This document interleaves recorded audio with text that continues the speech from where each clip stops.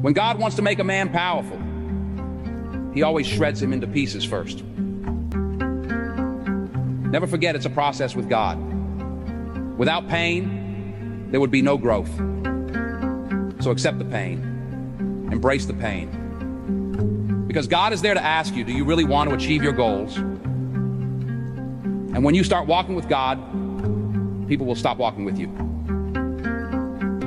Not because they don't like you, but because you're about to sacrifice things they're not willing to sacrifice. And when God takes you to deep waters, not everyone will be able to swim with you. However, do not confuse movement with progress, because you can run in place but not get anything done. I want you to take a moment and think. Are you moving forward? Who are you taking with? And how are you making things better by God's given power? You have a gift. You were born